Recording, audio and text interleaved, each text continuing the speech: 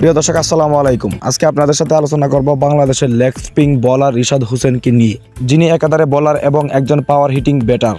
বর্তমানে বাংলাদেশ জাতীয় দলে যে জিনিসটি সবচেয়ে বেশি অভাব তা হলো একজন লেগ স্পিন বোলার, আর সেই অভাবটি পূরণ করেছেন আমাদের রিশাদ হোসেন। তিনি যেমন একজন লেগ স্পিন বোলার, ঠিক তেমনি একজন পাওয়ার হিটার ব্যাটসম্যান। তিনি যখন ব্যাটিং করতে নামে তখন প্রতিপক্ষের বোলারের উপর অ্যাকশন শুরু হয়ে যায়। তার ব্যাটিং পাওয়ার এতটাই স্ট্রং যে তিনি চাইলে প্রত্যেকটি বল ছয় মারতে পারেন, যা আমরা দেখতে পেয়েছিলাম শ্রীলঙ্কার বিপক্ষে লাস্ট ওডিআই ম্যাচে। তিনি সেদিন হাসারাঙ্গাকে এমনভাবে পানিশ করেছেন যা ইতিহাসের খাতায় নাম লেখা থাকবে।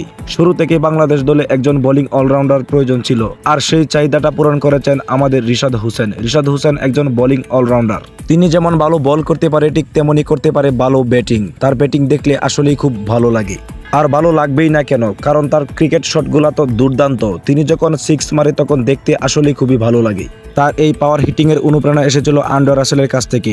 তিনি আন্ড্রে রাসেলের কাছ থেকে এই পাওয়ার হিটিং এর অনুপ্রেরণা পেয়েছিলেন। আন্ড্রে রাসেল একজন পাওয়ার হিটার ব্যাটসম্যান। তিনি যখন বিপিএলে আন্ড্রে রাসেলের সতীর্থ ছিলেন তখন আন্ড্রে রাসেলের কাছ থেকে এই অভিজ্ঞতাটি তিনি নিয়েছিলেন।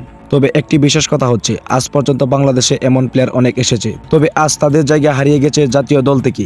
যাতে এমনইভাবে রিশাদ হোসেনের জায়গাও হারিয়ে না যায়, সেজন্য তাকে ভালোভাবে রিচার্জ করতে হবে এবং তাকে একটু ভালো সময় দিতে হবে, যাতে সে তার পাওয়ার হিটিংটা ধরে রাখতে পারে এবং ব্যাক টু ব্যাক ম্যাচের সুযোগ দিতে হবে। কারণ বাংলাদেশের এটাই বড় সমস্যা, এক দুজন প্লেয়ার খারাপ খেললেই তাকে বাদ দেওয়া হয়, আর যাদের প্রতি স্বজনপ্রীতি আছে তাদেরকে নিয়মিত সুযোগ দেওয়া হয়। এটাই হলো বাংলাদেশের বড় সমস্যা।